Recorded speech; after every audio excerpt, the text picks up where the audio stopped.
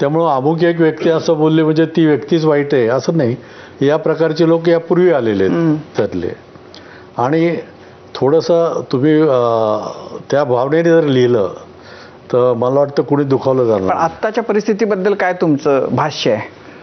भाष्य म्हणजे एक तर चांगला काळ आपण पाहिला यशवंतराव चव्हाण साहेबांनी जे एक सुसंस्कृतपणा दिला, किंवा अटल बिहारी वाजपेयी साहेबांनी जो एक सुसंस्कृतपणा राजकारणात आणला, तो आता सगळीकडे संपलेला आहे. लक्षात घ्या.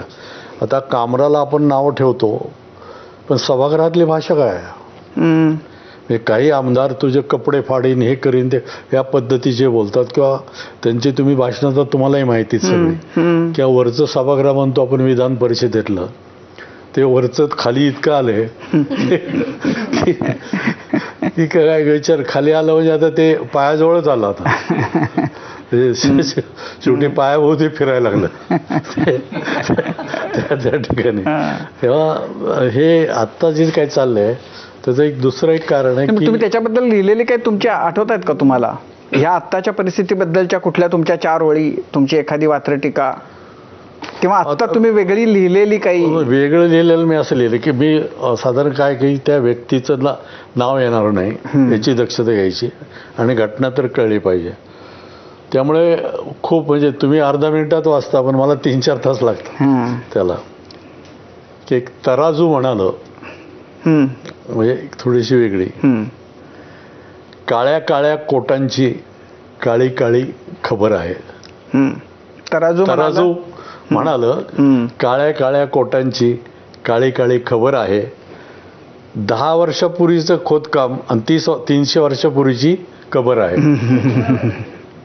म्हणजे या ठिकाणी ती घटना आली की जे काय चाललेली, आणि तराजू लिहिल्यामुळे ते कुठे झाले ते त्याचा संबंध लगेच येतो. डायरेक्ट न्यायसंस्था आपण बोलू शकत नाही त्यावेळेस. मग तो हातोडा म्हणाला. पण याला रिप्लाय भाष्य कवितेचं काय असं की पहिल्या 2 ओळीत ती घटना आली पाहिजे आणि दुसऱ्या 2 ओळीत टपली आली पाहिजे त्या ठिकाणी, आणि ती अशी इनडायरेक्ट पाहिजे, असे थेट असता कामा नये व्यक्तीवर त्यातली.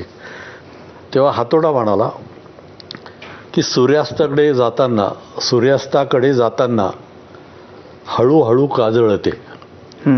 सूर्यास्ताकडे जाताना हळूहळू काजळते, आणि उगवताच आदित्य पूर्व दिशा उजळते. उगवताच आदित्य पूर्व दिशा उजळते. म्हणजे असं लिहिलं आपण की त्यावेळेला डायरेक्ट कोणी म्हणू शकत नाही की तुम्ही माझ्यावरच लिहिलंय म्हणून त्या ठिकाणी. परंतु हीच नावं म्हणजे कशी घ्यायची आपण, त्यामुळे ते डायरेक्ट त्या व्यक्तीचं नाव थेट येता कामा नये, ते आपण अशा पद्धतीने आणू शकतो त्या ठिकाणी. तर अशा त्या खूप लिहिलेल्या आहेत त्यातल्या. आणि आजच्या त्या परिस्थितीवर काय झालेलं आहे की त्याची एक तुम्हाला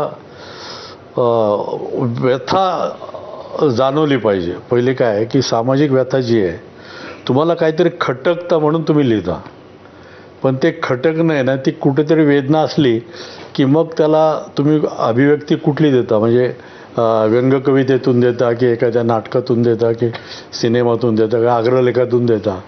हा प्रत्येकाच्या अभिव्यक्तीचा वेगळा भाग आहे. आता संपूर्ण महाराष्ट्रात आपला मूळ भाग असा आहे की आत्ता जी काही चाललेलं आहे सगळे निवडणुका या जाती व्यवस्थेवर चाललेल्या आहेत, आणि ती खूप वाढत चाललेली इतकी की